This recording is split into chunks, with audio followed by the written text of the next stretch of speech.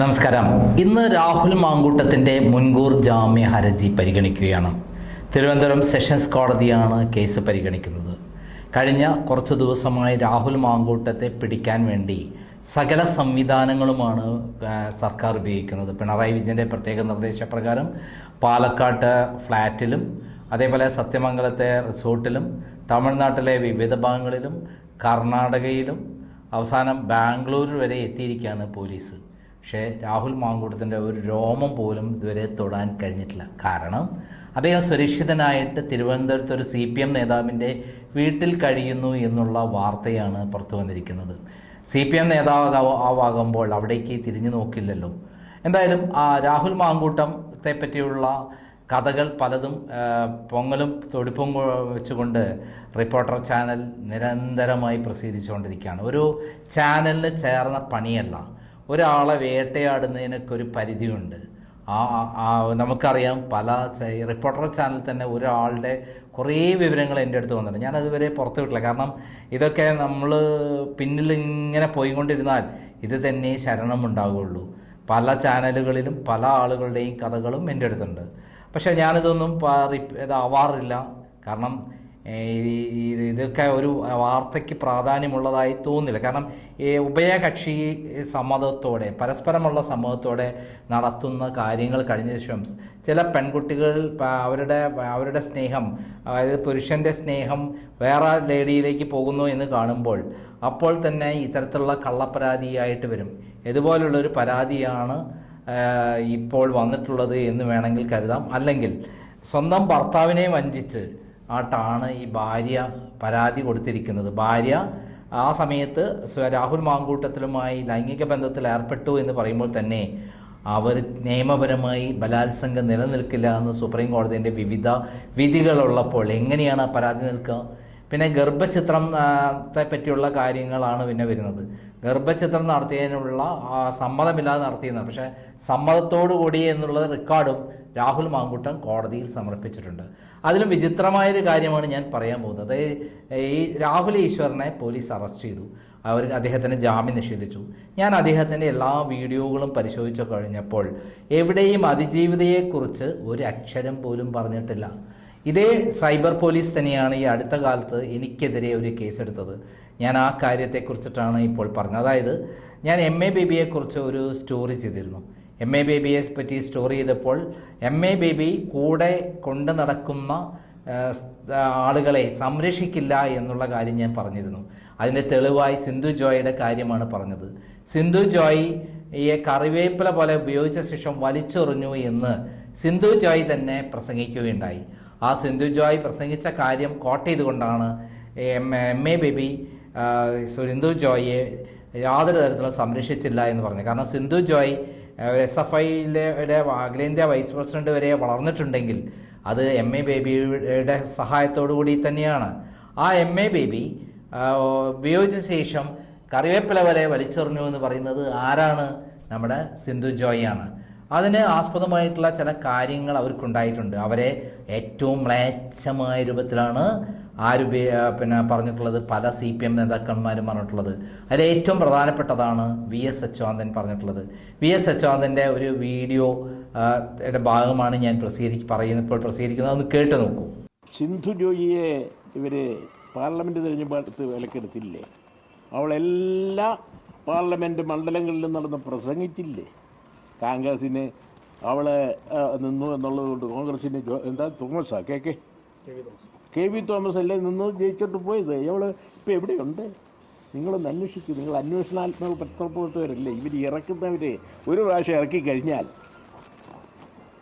ഈ അഭിസാരികളെ കുറേ പ്രാവശ്യം ഉപയോഗിച്ച് കഴിഞ്ഞ് പിന്നെ തള്ളുമല്ല, അതേപോലെ കൈകാര്യം ചെയ്യായിരുന്നില്ലേ? കേട്ടല്ലോ. അതിൽ VS അച്യുതാനന്ദൻ പറഞ്ഞത് എന്താണ്? സമുന്നതനായ കേരളത്തിലെ CPMൻ്റെ നേതാവ്, മുൻ മുഖ്യമന്ത്രി, അതേപോലെ പോളിറ്റ് ബ്യൂറോ മെമ്പർ, അതേപോലെ സംസ്ഥാന സെക്രട്ടറി ഒക്കെ ആയിരുന്ന VS അച്യുതാനന്ദൻ പറഞ്ഞിട്ടുള്ള എന്താണ്? അതായത് നമ്മുടെ സിന്ധു ജോയിയെ അഭിസാരികളെപ്പോലെ ഉപയോഗിച്ച ശേഷം വലിച്ചെറിഞ്ഞു, യൂസ് ആൻഡ് ത്രോ എന്നുള്ള രൂപത്തിലാണ് പറഞ്ഞിരിക്കുന്നത്. ഒരു രാഷ്ട്രീയ നേതാവ് പറയുന്നതിൻ്റെ മാക്സിമമാണ്. ഇതിനെതിരെ സിന്ധു ജോയ് ഒരു കേസ് പോലും കൊടുത്തിട്ടില്ല. ഞാൻ തെളിവായിട്ട് തിരുവനന്തപുരം സൈബർ പോലീസ് കേസെടുത്തപ്പോൾ കൊണ്ട് ഹാജരാക്കി കൊടുത്ത ഇതാണ്. ഇത് സുപ്രീം കോടതിയിൽ ആദ്യം എനിക്ക് ഈ കേസിൽ ജാമ്യം കിട്ടിയിരുന്നില്ല. ആദ്യം തിരുവനന്തപുരം സെഷൻസ് കോടതി ശാസ്തമംഗലം അജിത് കുമാർ ആയിരുന്നു എനിക്ക് വേണ്ടി വാദിച്ചിരുന്നത്. അദ്ദേഹം ഈ രേഖകളൊന്നും ആവശ്യമില്ല, അല്ലാതെ തന്നെ കേസ് നിലനിൽക്കുകയില്ല, ലീഗലിയായി വാദിച്ചാൽ മതി എന്നാണ് അദ്ദേഹം പറഞ്ഞത്. അതുകൊണ്ട് തന്നെ അദ്ദേഹം ഈ ഡോക്യുമെൻ്റ് ഒന്നും അന്ന് തിരുവനന്തപുരം കോടതി ഹാജരാക്കിയില്ല. പക്ഷേ തിരുവനന്തപുരം ഈ കോടതി ACJM കോടതി എൻ്റെ കേസ് തള്ളി. തിരുവനന്തപുരം സെഷൻസ് കോടതി എൻ്റെ കേസ് തള്ളി. പിന്നീട് ഹൈക്കോടതി വന്നപ്പോൾ എനിക്ക് ഉത്തരവ് കിട്ടിയെന്ന് എങ്ങനെയാണെന്ന് അറിയാമോ? തിരുവനന്തപുരം സൈബർ പോലീസിൽ ഹാജരായ ശേഷം പോലീസ് അപ്പോൾ തന്നെ അറസ്റ്റ് ചെയ്തിട്ട് കോടതിയിൽ ഹാജരാക്കും. അന്ന് തന്നെ മുൻകൂർ ജാമ്യത്തിന് അപേക്ഷിക്കണം, അന്ന് തന്നെ ജാമ്യം ഹർജി കോടതി പരിഗണിക്കണം എന്നാണ്. അതൊരു വികടമായ എനിക്ക് വേണ്ട സംരക്ഷണമില്ലാത്ത ഒരു വിധിയായതുകൊണ്ട് ഞാൻ സുപ്രീം കോടതി പോയി. സുപ്രീം കോടതി നോട്ട് അറസ്റ്റ് തന്നു. പിന്നീട് സൈബർ പോലീസ് സുപ്രീം കോടതി പറഞ്ഞു ഞാൻ ആവശ്യപ്പെട്ട ഡോക്യുമെൻറ്റുകളൊന്നും ഹാജരാക്കിയിട്ടില്ല എന്ന് പറഞ്ഞുകൊണ്ട്. സത്യത്തിൽ ഡോക്യുമെൻറ്റുകൾ ഹാജരാക്കേണ്ട ആവശ്യമില്ല. അതായത് അവർക്ക് വേണ്ട ലാപ്ടോപ്പും ഹാർഡ് ഡിസ്കൊക്കെയാണ് വേണ്ടത്. അങ്ങനെ നമ്മൾ കൊണ്ടുപോയി ഹാജരാക്കാൻ പാടില്ല, അതിന് ഹാഷ് വാല്യൂ ഒക്കെ മാറിപ്പോകും. അതുകൊണ്ട് ഞാൻ സുപ്രീം കോടതി പറഞ്ഞു ഞാനിത് ഹാജരാക്കിയിട്ടില്ല, കാരണം അതിൽ ഇങ്ങനെ വ്യത്യാസങ്ങൾ വരും, അവർ തന്നെ അടയാളപ്പെടുത്തി രേഖപ്പെടുത്തി എടുക്കണം എന്ന് പറഞ്ഞ് ഞാൻ സുപ്രീം കോടതി വാദിച്ചു. അവസാനം സുപ്രീം കോടതി ഇല്ല, ഞാൻ എന്ത് ചെയ്തു, എല്ലാ രേഖകളും ഹാജരാക്കി. അതിൽ ഹാജരാക്കിയ രേഖയാണ് VS അച്യുതാനന്ദൻ എൻ്റെ പ്രസംഗിച്ച കാര്യം. അതിൽ പറഞ്ഞെന്താ, അഭിസാരികളെ പോലെ ഉപയോഗിച്ച ശേഷം വലിച്ചെറിഞ്ഞു. ആരെ? സിന്ധു ജോയിയെ എന്നാണ് അദ്ദേഹം പറഞ്ഞിട്ടുള്ളത്. ഇതേപോലെ തന്നെയാണ് സിന്ധു ജോയ് പ്രസംഗിച്ചിട്ടുണ്ട്. കറിവേപ്പില പോലെ അവരെ വലിച്ചെറിഞ്ഞു CPM നേതാക്കൾ, അതായത് MA ബേബി അടക്കം എന്നുള്ള കാര്യമാണ്. അവരെ ആവശ്യം കഴിഞ്ഞപ്പോൾ വലിച്ചെറിഞ്ഞു എന്നാണ് പറഞ്ഞത്. അപ്പോൾ ഈ കേസിൽ ഞാൻ എന്ത് ചെയ്തു, സുപ്രീം കോടതി അവസാനം ഒരു ഉത്തരവിട്ടു, ഇതിന് ജാമ്യത്തിന് പോകുന്നും വേണ്ട, മുൻകൂർ ജാമ്യം വേണ്ട, ജാമ്യം എടുക്കേണ്ട ആവശ്യമില്ല, ഇനി ആവശ്യമാണെങ്കിൽ നേരെ തിരുവനന്തപുരം ACJM കോടതി പോയിട്ട് ജാമ്യം എടുത്താൽ മതി, അതിൻ്റെ അല്ലാതെ കാര്യക്ഷമതയോടുകൂടി കോടതി പരിഗണിക്കണം എന്ന് പറഞ്ഞിട്ടൊരു ഉത്തരവ് എനിക്ക് ലഭിക്കുകയുണ്ടായി. എന്നാൽ ഞാൻ എന്ത് ചെയ്തു, തിരുവനന്തപുരം സൈബർ പോലീസ് പോയി അവർക്ക് ആവശ്യമുള്ള മൊഴിയെല്ലാം കൊടുത്തു. അതിൽ ഈ രേഖകളെല്ലാം കൊടുത്തപ്പോൾ അവിടുത്തെ പോലീസുകാരൻ പറഞ്ഞത് എങ്ങനെ കേസ് നിലനിൽക്കാമെന്നാണ്. അതായത് കേസേ നിലനിൽക്കുക, എന്നിട്ടും എന്നെ ബുദ്ധിമുട്ടിക്കാൻ വേണ്ടി സൈബർ പോലീസ് ശ്രമിച്ചു. ഒരു തരത്തിലും എനിക്കെതിരെ കേസ് നിലനിൽക്കുകയില്ല.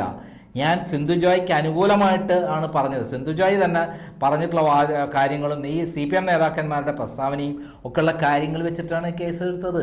ഇതേപോലെയാണ് രാഹുൽ ഈശ്വർ നിയമപരമായി എവിടെയും ഒരു കളങ്കമില്ലാതെ കൃത്യമായിട്ട് അതിജീവിതയുടെ പേര് പറയാതെ, അല്ലെ സാഹചര്യം പറയാതെ, ഏത് ചാനലാണെന്ന് പറയാതെ, എവിടെയുള്ള ലേഡിയാണെന്ന് പറയാതെ, എവിടെയാണ് ഈ പെൺകുട്ടിയുടെ വീടെന്ന് അറിയാതെ, എല്ലാം എനിക്കറിയാം പക്ഷെ ഞാൻ പറയില്ല എന്ന് പറഞ്ഞ് അതിജീവിതയുടെ പേരോ അവരുടെ ബന്ധപ്പെട്ട കാര്യങ്ങളോ എല്ലാം ഒഴിവാക്കിക്കൊണ്ടുള്ള ഒരു വീഡിയോ ആണ് പ്രസിദ്ധീകരിച്ചത് ഓരോ തവണയും. എന്നാൽ നിയമപരമായി ഈ കേസ് നിലനിൽക്കുകയില്ല എന്ന് പറഞ്ഞുകൊണ്ടുള്ള വാദമുഖങ്ങളാണ് അദ്ദേഹം ഉയർത്തിയത്. എന്നാൽ അദ്ദേഹത്തെ പോലീസ് അറസ്റ്റ് ചെയ്ത് ACJM കോടതി ജാമ്യം കൊടുത്തില്ല എന്നുള്ളത് നിർഭാഗ്യകരമായ ഒരു കാര്യമാണ്. ഇനി എൻ്റെ അഭിപ്രായത്തിൽ ഹൈക്കോടതി അദ്ദേഹത്തിന് ജാമ്യം കൊടുക്കും, യാതൊരു സംശയമില്ല. ചിലപ്പോൾ തിരുവനന്തപുരം കോടതി തന്നെ, ACJM കോടതി തന്നെ ഇപ്പോൾ അദ്ദേഹത്തിന് കസ്റ്റഡി വേണമെന്ന് പോലീസ് പറഞ്ഞിട്ടുണ്ട്. അപ്പോൾ കസ്റ്റഡി വിട്ട് കഴിഞ്ഞാൽ പിന്നെ അത് ഒരു ദിവസം കസ്റ്റഡി വിടുമായിരിക്കും, പിറ്റേ ദിവസം അദ്ദേഹത്തിന് ജാമ്യം കൊടുത്തേ പറ്റുള്ളൂ. അങ്ങനത്തെ കാര്യങ്ങളെ അതിൻ്റെ അകത്തുള്ളൂ. ശരിക്കും 1 വർഷം ശിക്ഷ കിട്ടാവുന്ന നോൺ ബെയിലബിളായ വകുപ്പാണ് അതിൻ്റെ അകത്തുള്ളത്. നോൺ ബെയിലബിളായ വകുപ്പ് സ്ത്രീത്വത്തെ അപമാനിച്ചു എന്ന് പറയുന്നൊരു വകുപ്പ് ചേർത്തത് വഴിയാണ്. സത്യത്തിൽ ഈ അതിജീവിതയെക്കുറിച്ചിട്ട് അക്ഷരം മിണ്ടിയിട്ടേയില്ല. ആരാണ് അതിജീവിത ഒന്നും പറഞ്ഞില്ല. എന്നാൽ ഒരു ചാനലിൻ്റെ പേര് ഏഷ്യാനെറ്റ് തന്നെ പുറത്തുവിട്ടപ്പോൾ അത് ആ ഭാഗം കാണിച്ചു എന്നുള്ളത് മാത്രമാണ് അദ്ദേഹത്തിനെതിരെ നടപടിക്ക് കാരണമായി തീർന്നത് എന്നാണ് ഈ മനസ്സിലാക്കുന്നത്. ഇപ്പോൾ എന്താണ് സ്ഥിതി?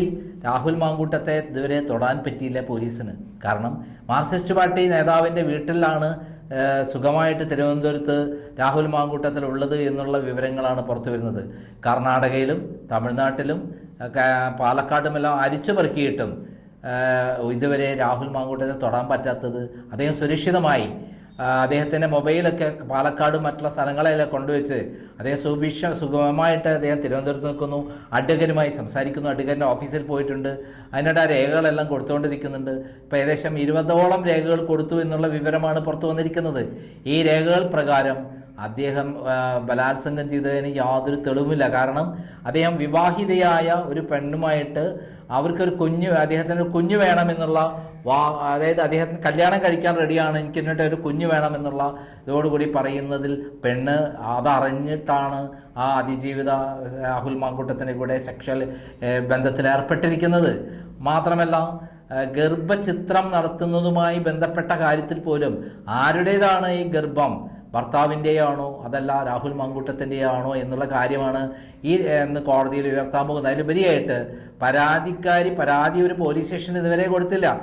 മാത്രമല്ല ചാനൽ ഉടമയുടെ നിർബന്ധപ്രകാരം ആണ് ഈ കേസ് കൊടുക്കുന്നത്, എനിക്ക് താല്പര്യമുണ്ടായിട്ടല്ല എന്ന് പറയുന്ന ഒരു സംഭാഷണം കൃത്യമായി ആ അതിജീവിത രാഹുൽ മാങ്കൂട്ടത്തിന് എത്തിച്ചു കൊടുത്തിട്ടുണ്ട്.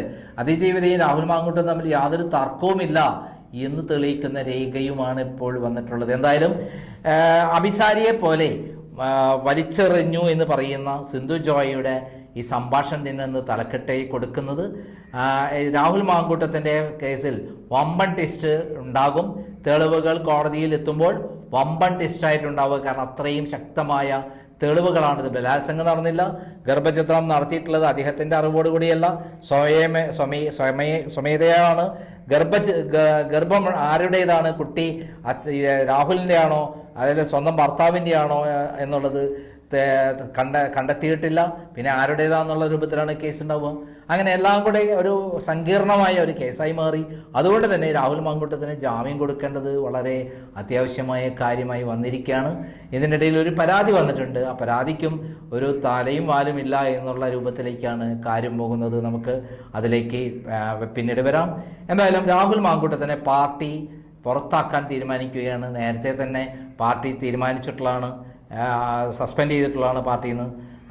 അതായത് MLA സ്ഥാനത്ത് രാജിവെപ്പിച്ചിട്ടില്ല. കോൺഗ്രസ് പാർട്ടിയിൽ നിന്നൊക്കെ സസ്പെൻഡ് ചെയ്തിട്ടുള്ളതാണ്. എന്നാൽ CPMൻ്റെ സ്ഥിതി എന്താണ്? നമുക്ക് അടുത്ത ചർച്ച എന്താവാം? P ശശിയും രാഹുൽ മാങ്കൂട്ടത്തും. P ശശി എന്തുകൊണ്ടാണ് പിണറായി വിജയൻ അറസ്റ്റ് ചെയ്യിപ്പിക്കാത്തത്? അദ്ദേഹത്തിനെതിരെ ശക്തമായ തെളിവില്ലേ? അദ്ദേഹം പീഡനം നടത്തിയതിന് തെളിവില്ലേ? പിണറായി വിജയൻ്റെ കൈവശമുണ്ട്. പിന്നെ എന്തുകൊണ്ടാണ് എന്നുള്ള ചോദ്യമാണ് അടുത്തത് ഉയർത്തിക്കൊണ്ട് അടുത്ത വീഡിയോ ഞാൻ ചെയ്യുന്നത്. അതുവരെ നന്ദി, നമസ്കാരം.